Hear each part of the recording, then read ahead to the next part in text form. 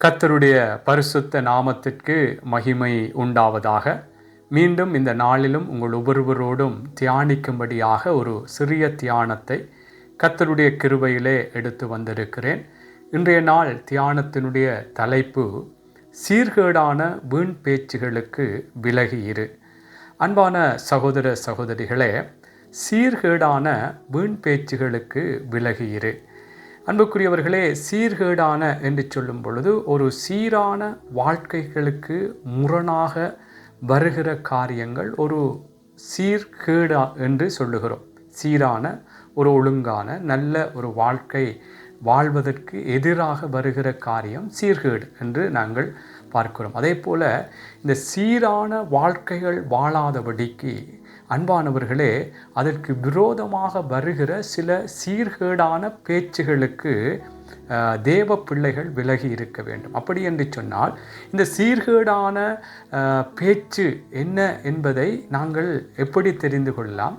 கர்த்தருடைய வார்த்தைக்கு முரணாக, தேவ வார்த்தை ஆலோசனைகள் அறிவுரைகளுக்கு முரணாக என்ன வார்த்தைகள் எங்களுக்கு பேசப்படுகிறதோ அல்லது எங்கள் மத்தியிலே நாங்கள் சேர்ந்திருக்கிறவர்கள் பேசுகிறார்களோ அது ஒரு எங்களுடைய சீரான வாழ்க்கையை ஒரு கெடுக்கிற பேச்சுக்கள் ஆக இருக்கும். ஆகவே இதற்கு ஆதாரமாக ஒரு வசனத்தை வாசித்து தொடர்ந்து நான் உங்களோடு பகிர்ந்து கொள்கிறேன். 1 தீமோத்தேயு 6வது அதிகாரம் 20-21 வசனத்தை பாருங்கள். ஓ தீமோத்தேயுவே, உன்னிடத்தில் ஒப்புவிக்கப்பட்டதை நீ காத்துக்கொண்டு சீர்கேடான வீண் பேச்சுகளுக்கும் ஞானமென்று பொய்யாய் பெயர் பெற்றிருக்கிற கொள்கையின் விபரீதங்களுக்கும் விலகு. சிலர் அதை பாராட்டி விசுவாசத்தை விட்டு வழுவி போனார்கள். கிருபையானது உன்னோடே கூட இருப்பதாக ஆமை. இங்கே அப்போஸ்தலனாகிய பவுல் ஆவிக்குரிய மகனாகிய தீமோத்தேயுக்கு சொல்லுகிற காரியம், தீமோத்தேயுவே, உன்னிடத்தில் ஒப்புவிக்கப்பட்டதை நீ காத்துக்கொண்டு சீர்கேடான வீண் பேச்சுகளுக்கும் கொள்கையின் ஞானமென்று பொய்யாய் பெயர் பெற்றிருக்கிற கொள்கையின் விபரீதங்களுக்கும் விலகு. சிலர் என்ன செய்கிறார்கள் என்றால் அதை பாராட்டி அது நல்லது என்று சொல்லி அந்த சீர்கேடான வீண் பேச்சுகளை நல்லது என்று சொல்லி விசுவாசத்தை விட்டு விலகி போனார்கள். கிருபை ஆனது உன்னோடே கூட இருப்பதாக ஆமேன் என்று சொல்லுகிறார். ஆகவே அன்பானவர்களே, இந்த சீர்கேடான வீண் பேச்சு என்பது தேவனுடைய வார்த்தைக்கு முரணாக எந்த இடங்களிலே எந்த மனுஷர்கள் பேசுகிறார்களோ அது ஒரு எங்களுடைய சீரான வாழ்க்கைக்கு முரணாக வருகிற ஒரு பேச்சுகள், அது சீர்கேடான பேச்சுக்கள். ஆமென். அதற்கு நாங்கள் விலகி இருக்க வேண்டும்.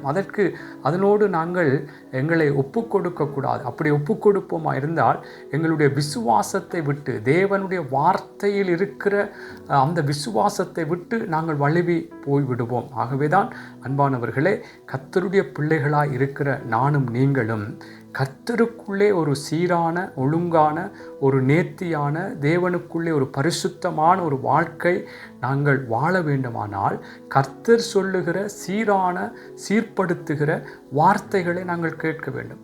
சீர்படுத்துவதற்கு முரணாக வருகிற அந்த வார்த்தைகளுக்கு நாங்கள் விலக வேண்டும். எங்கெல்லாம் எந்த மனுஷர்கள் மத்தியில் இருந்தெல்லாம் அந்த தேவ வார்த்தைக்கு முரணாக அந்த சீர்கேடான வீண் பேச்சுக்கள் எங்களுக்கு கேட்குதோ அல்லது சொல்லுகிறார்களோ நாங்கள் அதற்கு எங்களை விட்டு விலத்தி விட வேண்டும். அதற்கும் எங்களுக்கும் சம்பந்தம் இல்லை என்று நாங்கள் எங்களை அன்புக்குரியவர்களே விலத்தி நாங்கள் நடக்க வேண்டும். ஆமென்.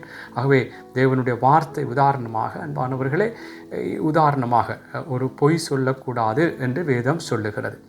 ஆனால் சிலர் சொல்லுவார்கள், எப்படி என்றால் அது சீர்கேடான வீண் பேச்சு எப்படி பேச்சு வரும் என்றால் அந்தரத்துக்கு அவசரத்துக்கு ஏதாவது ஒரு இக்கட்டான நேரத்திலே ஒரு பொய்யை சொல்லலாம் என்று இப்படி ஒரு ஆலோசனை வரும். இது ஒரு சீர்கேடான வீண் பேச்சு. ஆமீன். சீரான வாழ்க்கை கர்த்தருக்குள்ளே பொய் சொல்லக்கூடாது. ஆமீன். இப்படி அதற்கு முரணாக இப்படி பொய், அது ஏதோ அவசரத்துக்கு ஏதோ ஒரு காரியத்துக்கு அது சொல்லலாம் என்று அப்படி சொல்லுவார்கள். அது எங்களுடைய தேவனுக்குள்ளே இருக்கிற விசுவாசத்தை விட்டு விலக பண்ணும். ஆமீன். இன்னும் உதாரணமாக அவிவிசுவாசிகளோடு பிணைக்கப்படாதிருப்பீர்களாக என்று வேதம் சொல்லுகிறது. ஆனால் சிலர் சொல்லுவார்கள், பிரச்சனை இல்லை, அவிசுவாசியை நீ திருமணம் செய்து என்றால் ஒரு ஆத்மாவை கூட நீ ஆதாயம் செய்கிறவனாக இருப்பியே என்று இப்படியான ஒரு சீர்கேடான வீண் பேச்சு, அன்புக்குரிய ஒரு பேச்சு உங்களுக்கு வரும் பொழுது விலக வேண்டும். ஆமீன். என்றால் பாருங்கள் எப்படி சொல்லுகிறார்கள், நீ அது பிரச்சனை இல்லை, நீ திருமணம் செய்யலாம், ஆத்மாவையும் நீ ஆதாயம் பண்ணலாம் என்று இப்படியாக கர்த்தருடைய வார்த்தைக்கு முரணாக அவிவிசுவாசிகளோடு பிணைக்கப்படாதிருப்பீர்களாக, திருமணம் செய்ய வேண்டாம் என்று வேதம் சொல்லுகிறது. இதற்கு முரணாக இந்த சீர்படுத்தி எங்களை நல்ல ஒரு வாழ்க்கை வாழும்படியாக சொல்லுகிற அந்த வார்த்தைக்கு முரணாக சொல்லுகிறது, அது பிரச்சனை இல்லை, நீ அதை செய்யலாம் என்று. இப்படி அன்பானவர்களை எப்படியெல்லாம் கர்த்தருடைய வார்த்தைகளுக்கு முரணாக யாரெல்லாம் பேசுகிறார்களோ அது சீர்கேடான வீண் பேச்சு. அது உங்களுடைய விசுவாசத்தை, கர்த்தருடைய வார்த்தையில் உள்ள அந்த விசுவாசத்தை விட்டு நீங்கள் அந்த சீர்கேடான வீண் பேச்சுகளுக்கு ஒப்பு கொடுப்பீர்களாக இருந்தால் நீங்கள் விசுவாசத்தை விட்டு விலகி வழுவி போய்விடுவீர்கள் என்று இங்கே தீமோத்தேயுக்கு பவுல் சொல்கிறார். அங்கே சிலர் அதை பாராட்டி விசுவாசத்தை விட்டு வழுவி போனார்கள் என்று.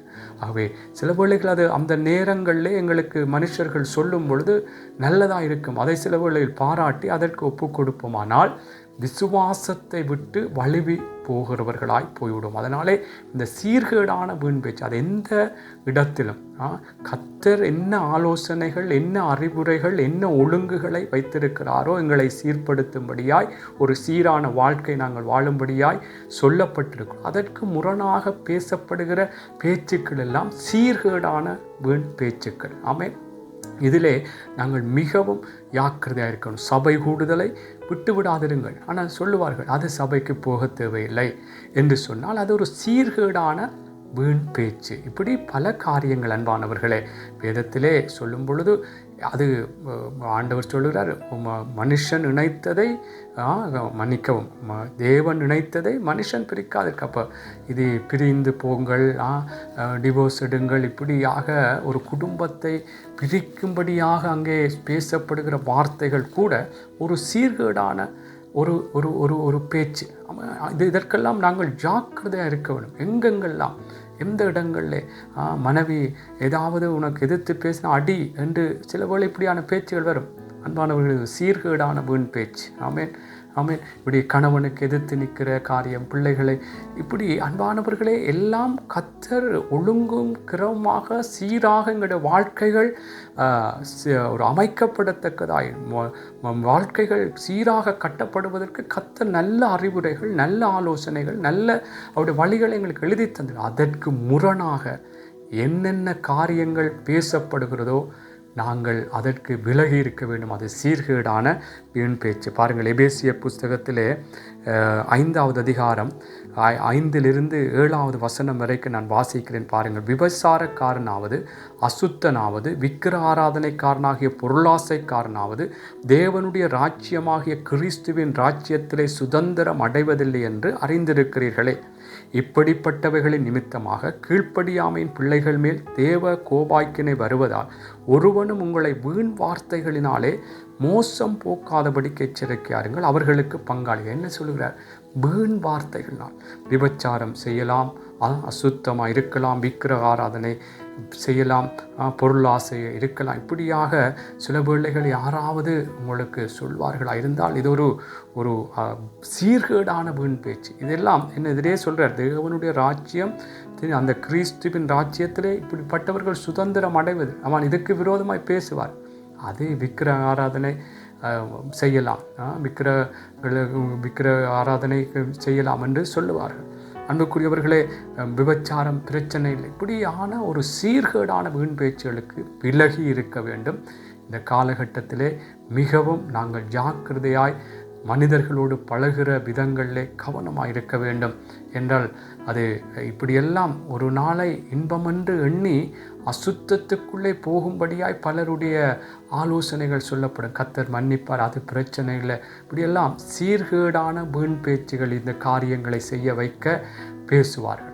ஜாக்கிரதையாக இருக்க வேண்டும், இதற்கு விலகி இருக்க வேண்டும். அதனால்தான் அங்கே 6வது வசனம், இப்படிப்பட்டவர்கள் நிமித்தமாக கீழ்ப்படியாமையின் பிள்ளைகள் மேல் தேவ கோபாக்கினை வருவதால் ஒருவனும் உங்களை வீண் வார்த்தைகளினாலே மோசம் போக்காதபடிக்கு எச்சரிக்கை. அப்போ மோசம் போகாதபடி எச்சரிக்கையாக இருக்க வேண்டும் வீண் வார்த்தைகளினாலே. ஆமென்.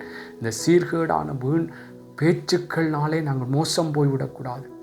சில வேளைகள் சொல்லும் பொழுது ஏதோ நல்லது போல சொல்லுவார்கள், ஆனால் ஜாக்கிரதையாக இருக்குது. அதனால் தான் 2 பேதுருவிலே 2வது அதிகாரம் 1வது 2வது வசனம் சொல்லுகிறது, கள்ள தீர்க்கதரிசிகளும் ஜனங்களுக்குள்ளே இருந்தார்கள், அப்படியே உங்களுக்குள்ளும் கள்ளப்போதகர்கள் இருப்பார்கள். அவர்கள் கேட்டுக்கு ஏதுவான வேத புரட்டுகளை தந்திரமாய் நுழைய பண்ணி தங்களை கிரயத்துக்கு கொண்ட ஆண்டவரை மறுதலித்து தங்களுக்கு தீவிரமான அழிவை வருவித்துக் கொள்வார்கள். ஆமென். அவர்களுடைய கெட்ட நடக்கைகளை அநேகர் பின்பற்றுவார்கள். அவர்கள் நிமித்தம் சத்திய மார்க்கம் தூசிக்கப்படும். என்ன இங்கே சொல்லுகிறார் என்றால், தேவனுடைய சபையிலேயே கூட இப்படியான வார்த்தைக்கு தேவ ஆலோசனைகளுக்கு முரணாக வேதத்தை புரட்டி அன்புக்குரியவர்களே தந்திரமாக இது பிரச்சனை இல்லை, அது ஓகே, அது பொய் சொல்லலாம், அவிசுவாசிகளோடு பிணைக்கப்படலாம், அது இப்போ என்ன விபச்சாரம் செய்தாலும் பிரச்சனை இல்லை, களவெடுத்தாலும் பிரச்சனை இல்லை, ஏமாற்று செய்தாலும் பிரச்சனை இல்லை, இப்படி பல காரியங்களில் அன்புக்குரியவர்களே சில வேதத்தை போதிக்கிற கள்ள போதகர்கள் தந்திரமாக இப்படி வேத புரட்டுகளை சொல்லும் பொழுது கூட ஜாக்கிரதையாக இருக்க வேண்டுமாம் என்று வேதம் இங்கே எச்சரிக்கிறது. ஆகவே இதெல்லாம் சீர்கேடான ஒரு சீரான எங்களுடைய ஆவிக்குரிய வாழ்க்கைகளை கட்ட விடாதபடி பேசப்படுகிற இந்த சீர்கேடான வீண் பேச்சுகளுக்கு நாங்கள் விலகி இருக்க வேண்டும். ஆமேன். ஆகவே அன்பானவர்களே, நாட்களில் மிகவும் நாங்கள் ஜாக்கிரதையாக இருப்போம். ஆமேன். எந்த இடங்களிலே எந்த மனுஷர்கள் மத்தியிலே நாங்கள் போய் பேசினாலும் அங்கே எப்படிப்பட்ட வார்த்தைகள் வருகிறது, கர்த்தருடைய வார்த்தைக்கு முரணாக வார்த்தைகள் வருகிறதா, அந்த சீர்கேடான பேச்சுகளுக்கு நாங்கள் எங்களை ஒப்பு கொடுக்கக்கூடாது. அதனாலே நாங்கள் தேவனுடைய அந்த வார்த்தையின் பிரகாரம் நடக்காதபடி தேவனுக்குள்ளாக இருக்கிற அந்த விசுவாசத்தை விட்டு வழுவி போய்விடுவோம். ஆனால் அதனாலே நாங்கள் தேவனுடைய ஆசீர்வாதங்களை பெற்றுக்கொள்ளாதவர்களாக காணப்பட்டு விடுவோம். ஆகவே தேவ பிள்ளைகளே, சீர்கேடான வீண் பேச்சு, நான் உங்களை சொன்னது போல சீரான வாழ்க்கைக்கு கர்த்தர் நல்ல சீரான எங்களை ஒரு நல்ல செம்மையான நல்ல அறிவுரைகளை, நேர்த்தியான அறிவுரைகளை, ஒழுங்கான வார்த்தைகளை எங்களுக்கு சொல்லி இருக்கிறார். அதற்கு முரணாக என்ன காரியங்கள் வருகிறதோ அது சீர்கேடான வீண் பேச்சு. அதற்கு விலகி இருப்போம். கர்த்தர் என்னையும் உங்களையும் ஆசீர்வதிப்பாராக. ஆமேன், ஆமேன், ஆமேன்.